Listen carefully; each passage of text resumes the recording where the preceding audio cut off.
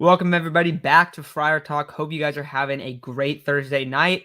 We're going to be talking about, there's not really much going on, honestly. So we're just going to talk about kind of something that I thought about before, like a couple weeks back, that this is probably going to be, if not the most anticipated, one of the most anticipated Padres seasons ever. And I think today we saw a little bit of a sneak peek with that. We're going to talk about the giveaway schedule being dropped because that was really sick. That was easily the best giveaway lineup I've ever seen the Padres drop. We saw all the excitement today. We saw the excitement about Fernando Tatis, swinging a bat. Like people were losing their mind over a couple things. And I think that just goes to show like what the excitement's going to look like this season. Padres are expected to sell out of season tickets like kind of like any time now. So like they are so everyone's just so pumped about this season. So I figured we could talk about that for a little bit. Also, Dennis Lin had an article that dropped on The Athletic today, and basically he talked about Juan Soto, talked about kind of the contract extensions, kind of him compared to Manny. And we're going to talk about that as well, because I think that's a very, very interesting case. I think a lot of people took it as, like, oh, this means Juan Soto's not signing. So we want to get into that a little bit as well. But Chase, the giveaway schedule got dropped today. I feel like this is kind of one of the first things to go down where we're like, oh, this is so sick. What did you think about it when it got dropped? And are there any bobbleheads or anything like that that you have to have?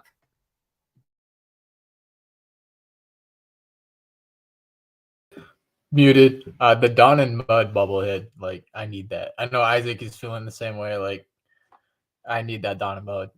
Maybe the Tatis bobblehead too, but I kind of want the bucket hat, the Musgrove bucket hat. That's something I kind of need. That right there. Like, I like that one too. I feel like Dawn and Mud has got to be one of the best ones. The Machado one's super clean too. Dude, there's a lot of good stuff. There's how many bobbleheads? Let's see. Tatis, Kim, Machado, you, I do need a Kim and one Soto. too. Dude, there's 5 bobbleheads. That's insane. There's 5 bobbleheads. There's a couple jerseys. The Hoffman jersey is so dope. That's an awesome one to have. And then there's also like the jersey shirt for Bogey. So, dude, that's gonna be really exciting. And I think I don't know. I just found it interesting because I feel like everyone's kind of like, okay, the Padres kind of got a little bit of a glimpse last year. Us Padre fans, we have not seen much success besides the wild card round. The best season outside of that I can name that I remember watching was in 2010 when we missed the playoffs. that was the best year I saw of Padres baseball outside of 2020, where we made it into the divisional round that year. I guess maybe it wasn't. Yeah, it was still divisional round. But yeah, so I don't know, man. I'm really pumped. I think last year was a little bit of sneak peek. The Padres go out there, they beat the Dodgers. Everyone's super pumped. Don't make it all the way, but all of a sudden we have massive reinforcements coming in this year in terms of you got your most talented player in Fernando Tatis is back. That's the first one. And then you go and you sign a shortstop, a really, really good shortstop, one of the best hitters in the game. So all of a sudden, all Padres fans are pumped, and it makes perfect sense. I mean, you see that just kind of like the electricity around the city and stuff. So I don't know. I think I see some funny comments in here too. I'll get to those later, but I don't know. I'm pumped about it. I mean, I'm really pumped about this season. I don't think I said before, but I'm actually getting season tickets, which is pumped. I mean, for like not like the minimum amount of season tickets you could have, but just because I want to, go to a few games and come back and do some stuff like that. So, and that's literally just because I feel like I'm so excited this year more than other years. So I don't know. I think it's something that we got to appreciate. Other thing, Fernando's swinging, and obviously he got cleared a little while back, but it's kind of like they released his swing. So everyone was super pumped on Twitter about that. But yeah, I like these interesting comments. Yeah, I did get a haircut. And this one, I look a lot better now than what I looked for about the past year. I think it's been 2 years since I had a haircut. So that was interesting to grow it out that much. And it's funny too, because Chase, like in high school, I had a fade like basically all of high school. All the time. So it's completely different. So it's like literally opposite. Like it took me so long to grow it out, but yeah. I don't know, man. Do you feel the same thing that I'm kind of talking about in terms of the electricity around San Diego right now? Oh, 100%. I mean, I don't think there's been a more anticipated season within our lives. Like 2020, there was like some hype. 2021, we're like, okay, they finally made the playoffs. Last year, we made it to the championship round. Then get kicked out by the Phillies, but now You got Xander, you got Tatis back. Like you have all your big bats back. Sure, your rotation's not as strong as it was, but at the same time, you only need 3, 4 guys in the playoffs. As long as you get to the dance, that's all that matters. You have a lot of players. You have guys with playoff experience. The whole team now has playoff experience. We've seen what they can do. It's just going to be a monstrous year for the Padres. Hopefully, I mean, if everything continues to go well, we're going to see a season like no other. Yeah, and that I'm totally there with you. So it's gonna be super fun. Yeah, I think the only thing that we have to talk about Padres related. So you guys make sure get your questions in here. Also, I see this comment. This is pretty sick. I did not know that this was the case. Eric Owens back in the day had a pre-dirty jersey giveaway, and there was already dust on the back. That's awesome. That's a very, very cool thing to do. I think one of the jerseys I have is like a Chris Young jersey. I think it is, which is hilarious. I don't even remember him playing, but I do have a jersey somehow. A who? PV? A PV jersey, yeah. That's pretty sick. See, I would rather have the PV one. I would definitely rep that one a lot more. But yeah, I see the comment here. 2023 feels like a must-win and be devastating if you don't make the World Series. I think so too. I mean, that's the expectation, but that's going to be the expectations for many years now. Like, think about that. When has the Padres' expectation ever been the World Series? The expectations are going to be the World Series for minimum the next 5 years. Like, seriously, it will definitely going to be like that. You have so many superstars under contract, so it's pretty cool. See this one right here. Preller needs to make one more trade, a Manaea-like pitcher type under the radar during spring training. I think that's what we're going to see. Because I think a lot of people are freaking out what they look like right now, but like they can easily go add an arm. Also, I saw someone talking about this today. What if Nabil pitched over 100 innings and started some games? Like, I think that's fine. I don't think you're in a disaster mode. Do you want Nabil starting in the playoffs? No. But can he have some spot starts and stuff here and there? Like, yeah, I think that's something like looking back on 2021 and the downfall where it's the same question marks from that year. Dude, imagine if they pitched Nabil as a starter. That could have saved the season. Like legitimately. Because do you remember that it was so demoralizing because 2 days a week you knew you were losing. Or get 2 out of every 5 games, you knew you were losing because it was a joke who they were throwing. If you would have just started Nabil, even like every other time, it would have been a lot better. So it seems like they have like so many potential options like that this year, more than that 2021 season. Like there's a lot more depth. Not anything you feel confident about in playoff games and stuff, but a little bit better, I think. But I still expect more trades. Do you?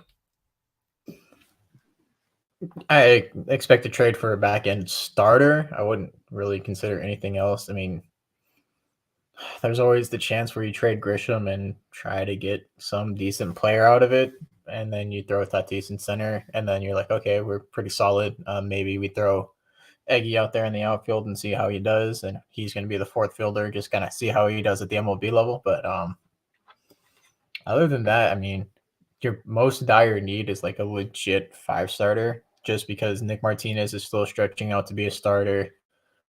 And then you have a bunch of 5 and 6 guys fighting for that one spot where it could go really either way, where, he could be a really solid 5-starter, or we are just going to lose every 5th game because we're just throwing a guy out there just because we have no one else to throw out there.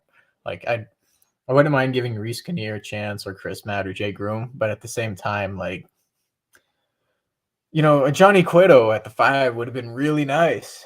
It's like, hey, you know what? We have a really good start. We have a really solid guy. He's going to eat innings. He's probably going to put up a 3.5 to 4 ERA, but that's all we need. Maybe even a little higher, but he's going to give us some wins.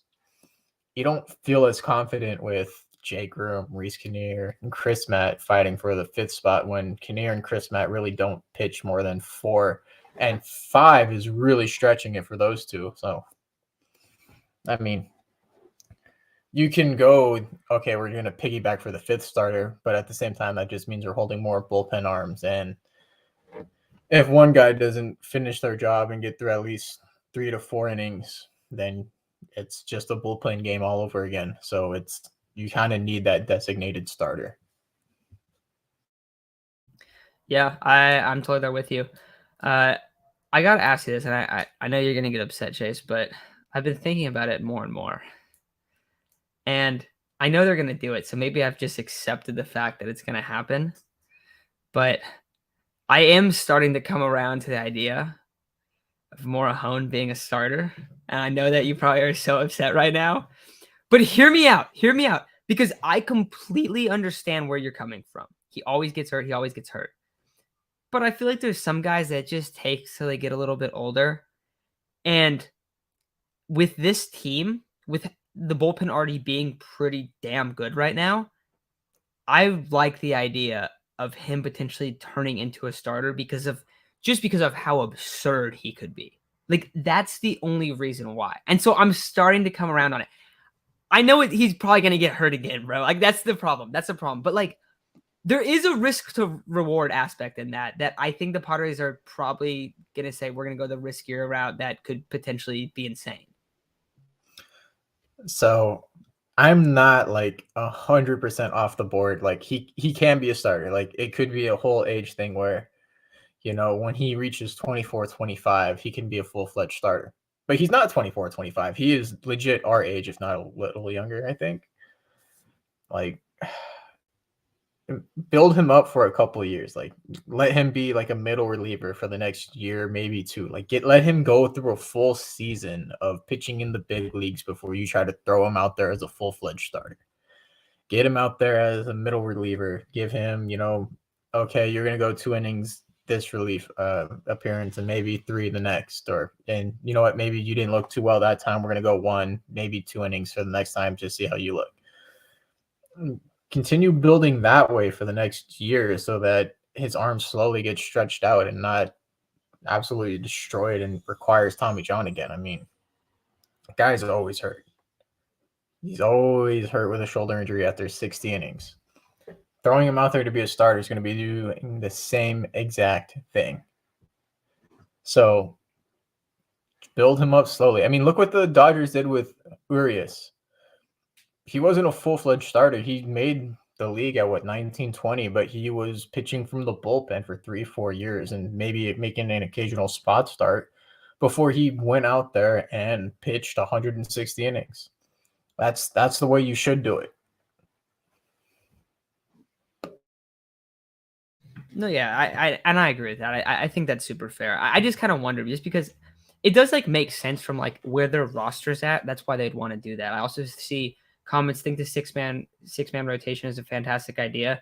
You know what's funny is that we had kind of been talking about like, hey, you should probably try to do a 6-man rotation. Guys get hurt a lot, and just kind of bringing it up like, oh, that should be a good idea. And it got shot down a lot.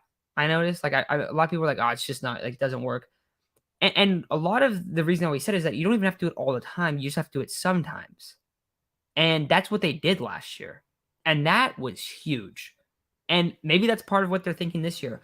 We're going to do a 6-man rotation. And we know our top 3 guys are going to be healthy. And, we're going to make a trade for a 4th guy if no one emerges at the deadline. I feel like that's kind of maybe where they're thinking. I still want them to make a trade for a back end starter. But I don't know. I think that's something that it always used to get shut down, and it worked out so well last year. So there's no reason for them to not do it again. Like they got to, right? They're gonna try. It seems there's been rumors about them trying, and then you look at who they have, and it's like, for instance, you're talking about building up Morahone. This is an interesting way you could do it. One time Morahone pitches, one time Groom pitches. That'd work out fantastic, right? Like that's saving his arm. You're muted again. No, I'm just saying that works. I knew I was muted. I was just like, yeah, that works. I was gonna let you go on, but yeah, no, I'm fine with that. Maybe let him make a bullpen appearance in between. Just like, okay, this is gonna be your bullpen day, but just go out there for an inning, see what you got, and then you're gonna make your next start in 5-6 days. I'm fine with that. That works for me. Yeah. I think this is a fair point too. Wolfpack says Shaman and I downfall started when we back at 5-man rotation. See, maybe that's another fair counterpoint to that too, because if that's something that, and maybe it's not every guy, but it does affect some guys and kind of like, oh, now my rest is all screwed up. Now I'm like feeling weird. I don't really know if that was the deal with Shaman and I necessarily, but he did get affected around that time too. So interesting. Uh, this is a good one. Will Ha-seong Kim improve another .016 batting average again? 16 points. This again in this 2023 season, and he'd hit 267 then. Usually KBO players, it's that third year. They take the jump the first to the second and the second to the third year. That's usually when it happens. Usually the rookie year, they're pretty abysmal at the plate. At least that's just been the pattern with a lot of guys that have came into the league. So I think he could. I think what would be better than his batting average rising is him hitting for a little bit more power. You hit 15, 20 home runs. That's a lot different. What do you have last year? Like 9, 8? Something like that. It wasn't many. I don't know. I'd rather see a little bit more power. I'm fine with if he hits like 750 to 800, 260 average. That's all we need. We don't need him to be a superstar player. We just need, I'd even say 10 to 15 home runs and a 260 average with about a 780 OPS. If we get that, that is solid, slightly above average, good defender, heart of the team. You'll come through in some clutch moments. Him being on base will get the crowd going. That's it. We don't need him to be a superstar. We need him to be average to above average. Yeah. And then, yeah, he had 11 home runs last year, so I was a little bit lower. All right, I think this is a good one. And we'll eventually wrap it up with Soto after we go through some questions here. But I got 2 questions. So one, Devin asks, who are your breakout players this year? I also want to see afterwards, after we do the Padres guys, do you have any breakout teams or other players, like other like young guys around the league that you're thinking of?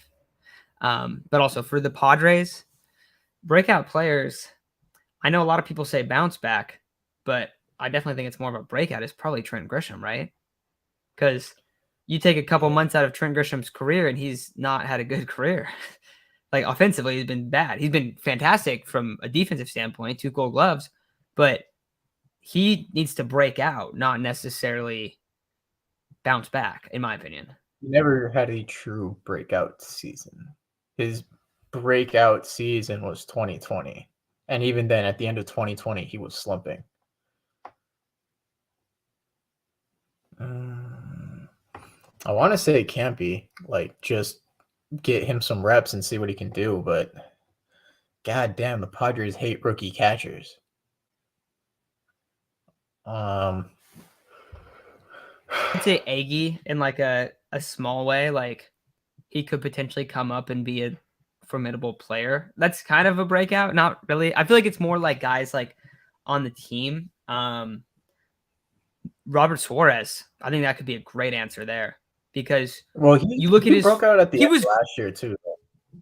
Yeah, but if he puts like together a full season, that's crazy. Oh yeah, He could be thought of as one of the best relievers in the game if that happens. So I think, honestly, he might be the best breakout candidate for the Padres actually. And it's not like super exciting guy because it's a bullpen guy, but it is a flamethrower out of the pen that has closing potential. And if that was the case, then they probably wouldn't keep Hader that in 2024, and he would end up closing. So that could be something that'd be pretty big actually.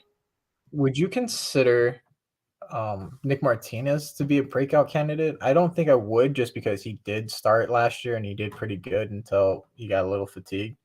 But I don't know if I would consider I would consider a breakout person like someone with little to no experience in the league, like Jay Groom or Campy or Eggy. Like, we just don't have a lot of those positions. Even Kim, I guess you can consider Kim like a breakout candidate because he truly hasn't had that year, or even Grisham.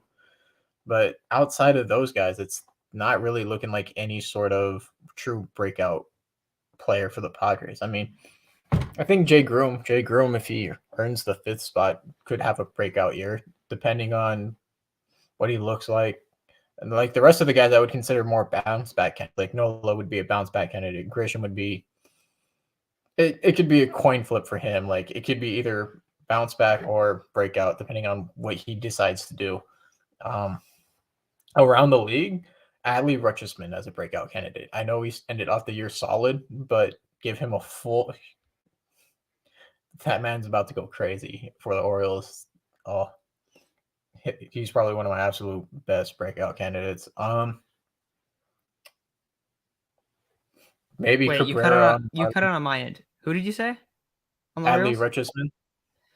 Dude, you know he was. Did you see that Adley Rutschman was? Is it Rutschman? No, it's Rutschman, right? Is it Rutschman or Rutschman? I thought it was Rutschman. It's Rutschman, I think. I'm Rutschman. looking this All right, up. I'm looking this dude. up real quick. He was bonkers at the end of last year, but give him like Yeah, a full season. Uh, um, Adley Rutschman. Rutschman. Rutschman. Yeah, Yeah. he. Okay, that's what I thought. So no, check this out. Adley Rutschman. Very recently, I don't know what the rankings were. They named him the #1 catcher in the league. That's how high it Yeah, was. Some ranking that had him. But I think that's fair, right?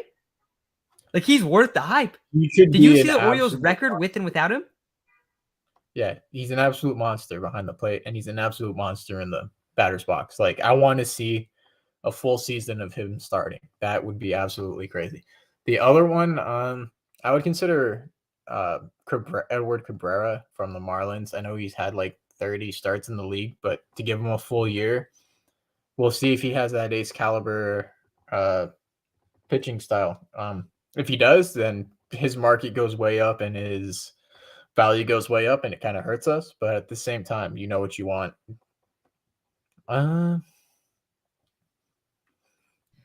People are Who else saying could be? Cabrian Hayes on the Pirates. He's He's been had pretty like solid though. his numbers aren't very good. His last year Well, he had defensive wise, defensively, he's been yeah, better than Machado and Arenado. yeah. He's ridiculous there. Yeah, exactly. Also what about this one, comeback player of the year, Tyler O'Neill. Dude, if Tyler O'Neill can get going and he you can see his power, he's very insane when he's on. The problem was it was last year he sucked. He was horrible. What The did he year end up? What before did he that end up finishing? was scary as hell. Yeah, dude. Let's see his numbers. I want to see the drop off. But the thing is, like, that's why baseball's weird because like you can have a drop off year and then you can just be back to normal the next year. Yeah, dude. He had a lot less at bats and stuff, but he dropped from hitting 34 bombs to 14. Now he also had 40 games less played, but like still, it was rough. Maybe So Wander he could Franco. break out. Wander Franco, yeah. You see he's starting for the DR at shortstop. Mm-hmm.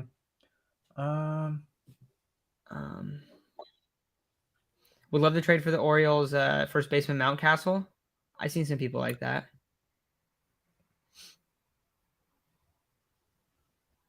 Who else could be a breakout candidate across the league? Like I don't know the rookies on the Dodgers' name. You could always put one of them out to be a breakout candidate. The center fielder? I think so. I know he's been like super hyped up, and I just can't remember his name right now. I'm trying to think about teams now too. Dude, we got to do like award predictions at some point. That'll be fun. Teams? I know everybody breakout? has the Diamondbacks as a sneaky good team this year. Yeah. Which I'd be interested to see. They're just playing a rough division to be a sneaky good team. People also think the Cubs are going to be good. Do you think the Cubs are going to be good? I don't. Cubs are very confusing to me. They traded everyone away because they didn't want to pay their players after winning a World Series. Go through a couple years of being crap.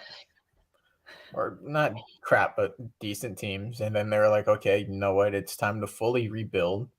Go through a year or two of being crap. And then all of a sudden, I don't really think their farm system's on the verge of putting out a bunch of stuff.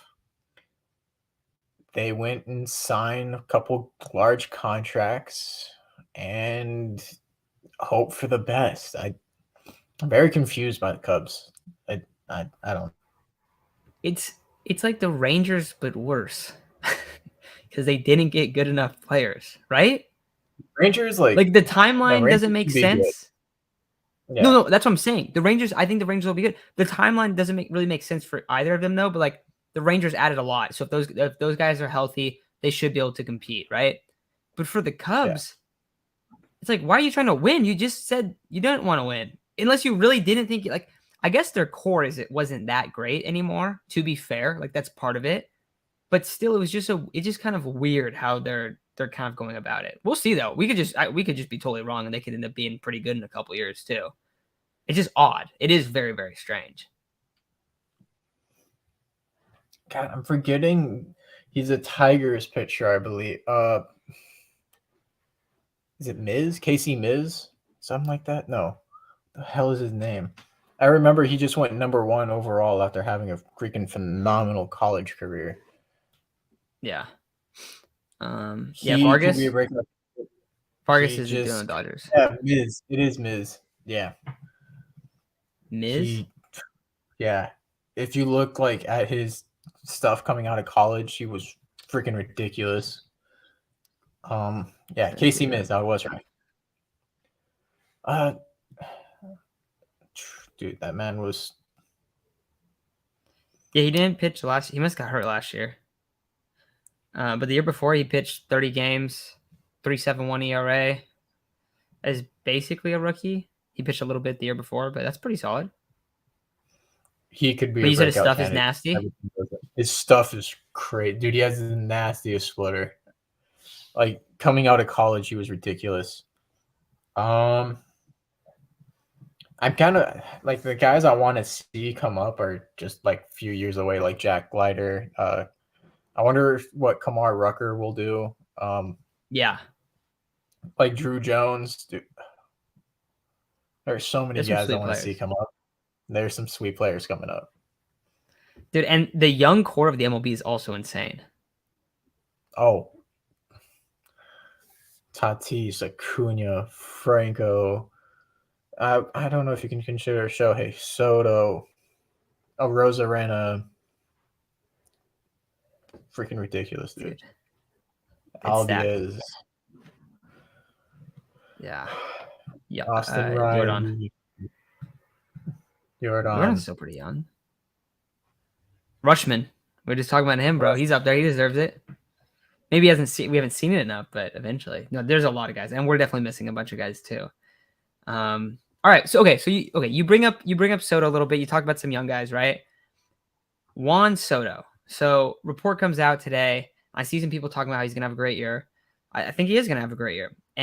But basically there was a thing that Dennis Lynn wrote that said, basically it's gonna be more difficult to extend Juan Soto than it is Manny Machado.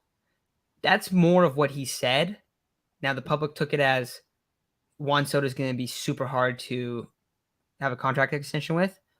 But no, of course it's going to be hard to negotiate a contract extension with Juan Soto.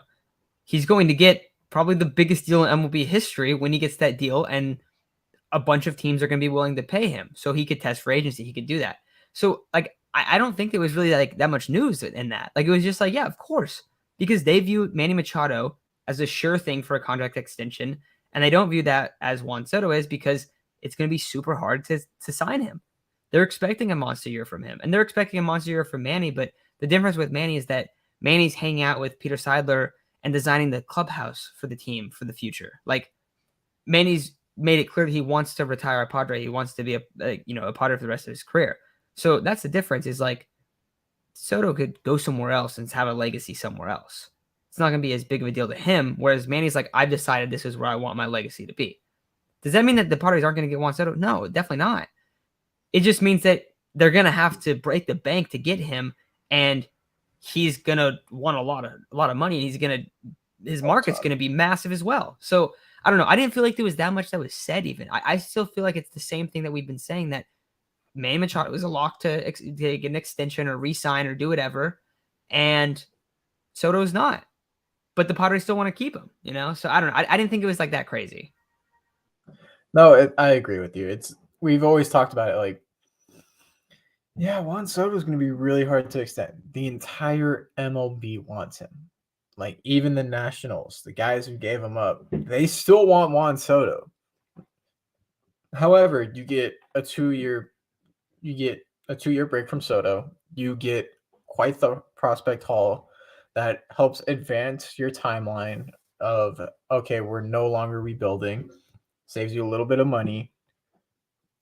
The Nationals in a couple of years, dude, they could easily re-sign Juan Soto and be a solid team for decade, or like, I wouldn't say decades, but like 5 years. Like, they have the guys to do it. They have the farm system to do it. They're going to have the money to do it, depending on when Strasburg contract's up. But, dude, they're going to have the money for it. They have the farm, and they now have the prospects to do it. Every team is going to throw money at Soto. I wouldn't be surprised if he left San Diego. Okay. Now, I didn't say he was going back. know. I said it could happen. I mean, there's a lot of teams where the timeline. Dude, that'd be crazy. You just mean if any team could get him. Yeah. Yeah, I mean, so if I'm looking at, I think he will stay a Padre. And Mike says it right here. He says if Soto loves it here, he will be here, period. That's how I feel. But the reason I feel like that is because if he's like, I really like this place, I want to stay here. What do you think the Padres are going to do? He can test the open market. The Padres just showed this offseason for guys that were not as good or not as young, right? That they were willing to overpay for the top 3 free agents. If you guys think that they signed Xander Bogaerts and that means that Juan Soto can't get an extension, you're crazy. Because that's just not the way that they've operated. It doesn't mean that he's off the table. No. It means that they're going to offer him just as much as anyone else. Because they just did it with Bogaerts, Trey Turner, and Aaron Judge. They offered more than the Yankees. I don't know if the Dodgers offered Trey Turner an extension or if they were super serious or whatever, but the Padres offered the most. And if the Dodgers did offer a deal, then they offered more for their player. So, like, I don't know why. I don't know what reason he would have. And we were talking about this. The only way I could see it where Juan Soto, like, if they're just like not able to do it or whatever, is if the Padres got Ohtani and Ohtani re-signed, and then they were like, oh, we can't really break the bank on Soto, and someone outbids us. I still think that we would try to bid for him, but I think that we would be more susceptible to being outbid. So that's what it's going to come down to. So, like, if he does like it here a lot, and I don't know, I just think, yeah, like, of course, like, yeah. Lizzie said the statement from Lynn regarding Soto is not newsworthy, quite obvious. I think Soto might go to the Mets or Yankees, hopefully not. Yeah, like, he definitely could go somewhere else, but I just don't feel like, I feel like this is like so much speculation to be like, it's going to be tough to get him. It's going to be this. All I know is he's going to go to a winning team. That's a team that's going to be winning for years. And if a team is in that situation and offers him the right money, he's going to go to that team. Which, that could be us. That could be a bunch of other teams, but that could also be us. It could be the Dodgers. It doesn't mean it's us, though. It could be the Mets. It could be a ton of teams. Yeah, dude. That'll be a crazy time. Do you think there's any chance that he gets extended before he hits the open market? I've never really thought that's the case. I think Manny might this year. I think Manny will be like a Nick Martinez type thing, or like Robert Suarez, how they were like in negotiations to come back when they opted out and they were like figuring out the numbers almost. I feel like that's what Manny's is going to look like. Soto could easily test the open market, and we're just like, oh God. And like he could like do it with the intention of coming back too. Yeah, which is a smart move from him. If I'm Soto, I'm testing the open market. Like, you're known as the prodigy, you're known as the phenom, you're known as the next Ted Williams. Some team is going to pay you a bag and a half. It could be the Padres, it could be the Dodgers, it could be the Yankees, it could be any big market team. But a team is going to overpay you, and you might be the first guy to make a $500 million contract because you're so young. It's just the odds. I'd test the market. That is beyond generational money. That is money you could fix your community with, like, over and over and over again. Like, it's ridiculous. So, if I'm Soto, I'm testing the open market.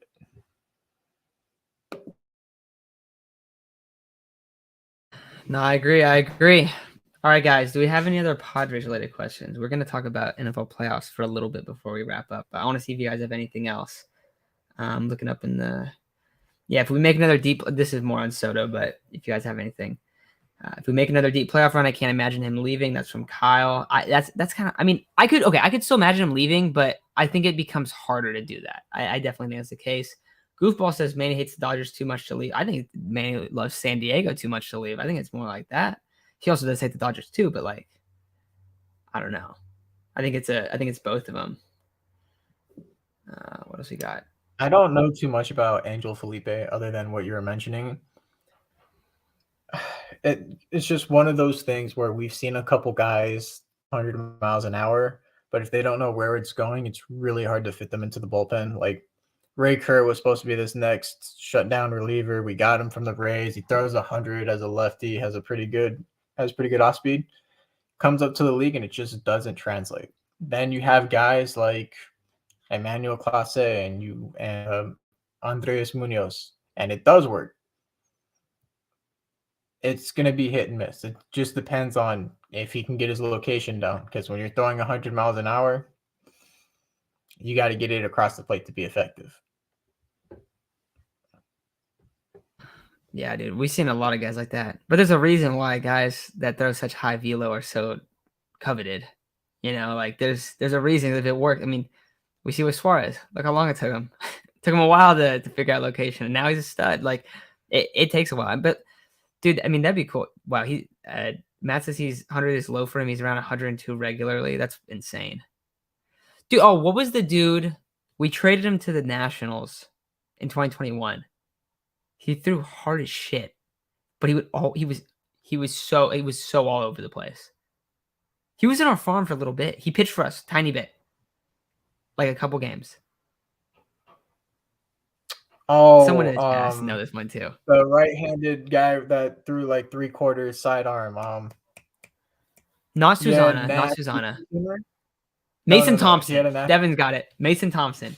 Oh, I thought you were talking about the other guy, the Latino kid that threw sidearm and had like 100-mile-per-hour two-seamer, but he could not find the zone. You know what I'm talking about? No, I don't know who you're talking about there. Damn, what was his name? Did he pitch? Did he pitch on the team or is he just in the minors? He pitched on the team. Guerra? He was like Javi Guerra? Something Reyes. The dude was a shortstop? I think so. He was Reyes. Gerardo Reyes? No. Gerardo Reyes? Oh yeah, I remember him. I think it was that. I think that's his name. But yeah. Dude, he used to throw gas, but you could. Oh, Javi Guerra. It was Javi Guerra. Okay, that's what I was saying. Yeah. No, but he was terrible. He was terrible. He was awful. You could throw 100 miles an hour and had a nasty two-seamer and slider, but my God, he could not find the strike zone.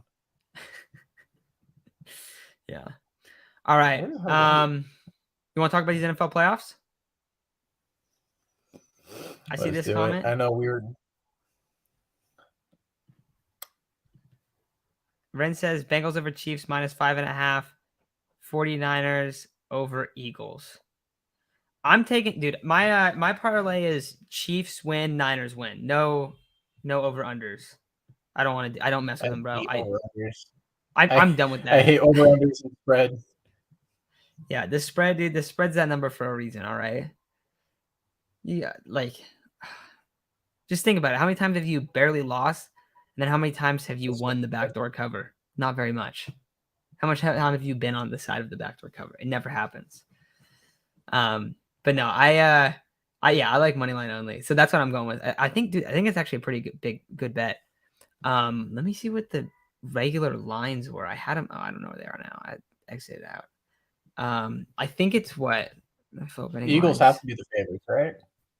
Yeah, but not by much. It's pretty close. Is it confirmed Mahomes isn't playing? Because didn't he walk out of? No, he's playing, bro. He's playing. I was gonna say, didn't he walk out of interviews today? Yeah, he's playing. Yeah, Mahomes is definitely playing. He played last week.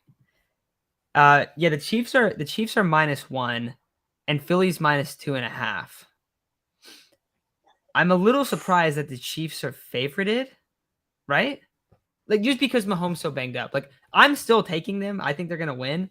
But if I had to guess, like, who would be favorited, I would have guessed the Bengals. The Bengals look bad against the Ravens, though. I think it's gonna be I think it's gonna be a Bengals 49ers. That's what I want to see too. But I think the Bengals beat the Chiefs again. Dude, it's 4 It's hard to times in a bet. row.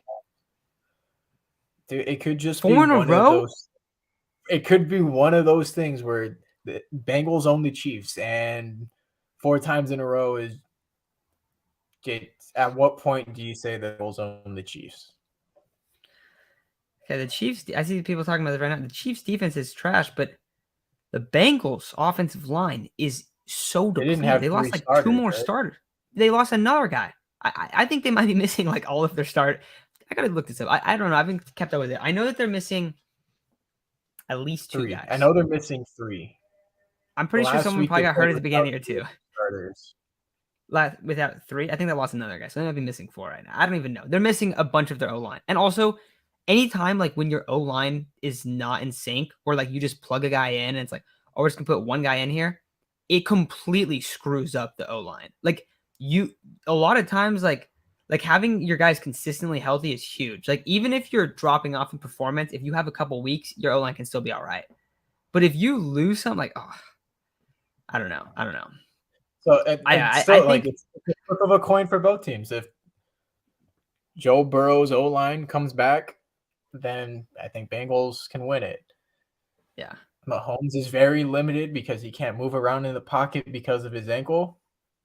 Bengals are in it. It's a coin toss. No, dude, it'll be a good game. Niners game. I think the Niners game is going to be a fantastic game.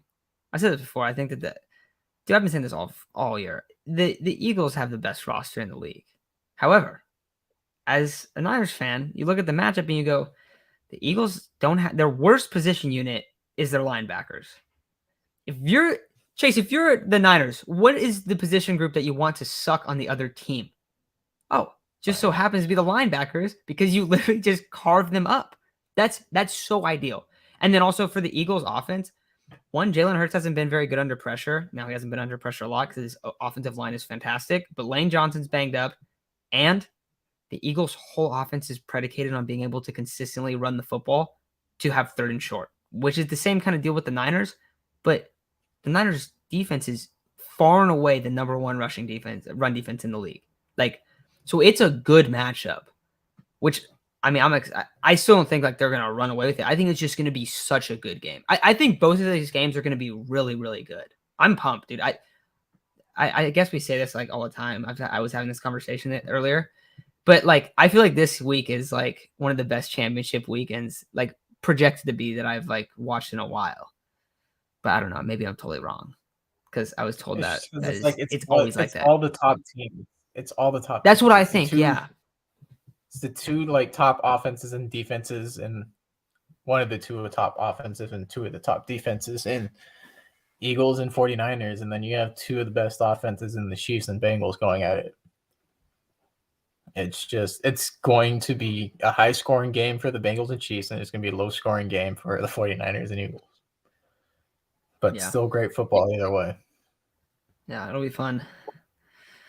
If you had to pick any one of the remaining 4, who would you pick to win the Super Bowl? Unbiasedly. The biased one's easy for us. I was gonna say, maybe the team I like. Shit. It's the Bengals O line. If the Bengals O line is completely healthy, I go Bengals. I think Joey B can carve up whoever wins in the NFC. However, if their O line, if they only get like one guy back, then it's whoever wins the NFC, because their defensive line will absolutely eat Burrow alive. Yeah. I think you guys are underestimating what Chris Jones is about to do in that game. It's going to be bad. I would honestly go Niners at 1. I think this is the best the Niners have ever looked in my life. And I think that they match up well against other teams. If Mahomes was healthy, I would go Chiefs 1. I would. But I would probably go Eagles 2 now instead of them. I think the NFC teams are better rosters. And when you have like big injuries for both those teams, both the Bengals have their O-line super banged up, and then for the Chiefs, Mahomes is hurt. Like, I think you got to give the advantage to the teams that rosters are just insane. So, but that's how I felt See, last year like, when it was when the Bengals were going to play either the Rams or the Niners, and I was like, oh, this is the Super Bowl this week, and the Niners choked. So, and at they the were same winning time, by like 10. Burrow's was just in the Super Bowl, man. I feel like he's coming in there with a vengeance if he gets there. Like, he's gonna come in with a chip on his shoulder because he knows he can't lose 2 in a row. Yeah, no, dude. Either way, like however these go, it's gonna be really good. It's a good Final Four. I'm pumped, man. I'm really excited. All right, guys. Anything else you guys got? Chase, anything else you wanna talk about? There is the whole Jimmy G would be doing the same thing Purdy debate going on Twitter. Well, this is what I told you, Chase. I said we just watched the Niners play the Cowboys the year before, and Jimmy G almost single-handedly choked the entire game away because he threw like one of the worst picks you've ever seen at like the end of the third quarter. That was the ballerina And one, right? dude. Oh no, are you talking about the time when he threw it behind his back? No, that was in the regular season that time. Or are you talking about the time No, when he the ran one it where out of he the was back of the end zone? spinning, the one where he was spinning and he tried to throw it away and he threw a pick. Wasn't that a It Cowboys? might have been that one. It might have been that one. Sorry, I was going through all the PTSD I have of Jimmy Garoppolo throwing the worst interceptions you could ever imagine. You remember in the Packers game, the snow game where he rolls out and it's like, oh look, Jimmy's gonna make a play. Look at this, Jimmy's about to make a play, and just throws a pick. And it was like, dude, it was a free field goal right there. What are you doing? Or this year. I mean, I think he has the all-time worst NFL play. I think it's easily the worst NFL play. It doesn't look as bad as the butt fumble, and Dan Orlovsky did it first. But this man literally threw a pick six and ran out of the back of the end zone on the same play. In the same There's play. And somehow never been a worse play.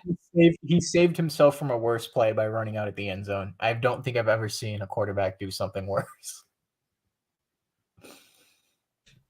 So yeah, shorts to keep it short. No, I think Purdy is doing a lot better than Jimmy has on the Niners. So is he gonna keep it up for a decade? I don't know. I think we're way too early to determine that, but it is weird that people rip Purdy. It's like, dude, he's just playing well, man. Yeah, the offense is great. Everything's great around him. But he's doing good. He's the last pick in the draft. He's a 7th round rookie. Like, we need to calm down with some of these expectations. And but yeah. I like how mobile he is in the pocket compared to Jimmy, man. I swear to God, if Jimmy tried to run out of the pocket as much as Purdy did, do you know how many fumbles Jimmy would have had? Or interceptions just because he's on the run and under pressure and doesn't know what to do with the football? Dude, some of those throws that he made were horrible. All right, I see one more thing that I figure we can end it off on because it's a nice positive thing and it's Padres related. So, can Anderson Espinoza be fixed? What do you think? I want him to be It's hard, fixed. bro. I mean, it's hard. The guy has had what 3 Tommy Johns already. He went through the whole year healthy. Ruben Niebla is now his pitching coach. He's not on the Cubs. I think if there is a guy to fix him, it could be Ruben Niebla, but I don't think he will ever be what he was after 3 Tommy Johns. That has to do something to your arm. I see a lot of debates over like Groom and Honeywell. Kind of Groom is probably just going to be, like I said, a 5th starter, but him gaining weight doesn't really mean anything.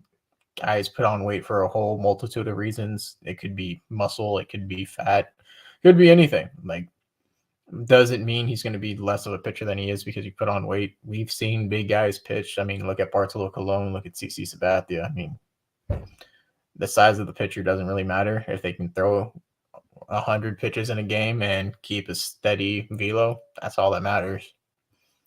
And hopefully Honeywell stays healthy. I mean, you can dream about Honeywell all you want, but if he's not on the mound, he's not on the mound. Yeah, that's been the issue with him. But yeah. All right, guys. I think that's it for tonight. We'll probably be on either Monday or Tuesday next week. And we'll keep doing these hopefully bi-weekly, and we can continue to do that. But have a great night, guys. And hopefully next time we do a show, we're talking about the Niners going to be in the Super Bowl. We like to cover the playoffs at least a little bit just because it's fun. Didn't really get to do like the full Sunday live streams that we did where we talk about football in the morning, but it is what it is. So we'll talk to you guys soon. Have a great night and also have great weekends. See y'all soon.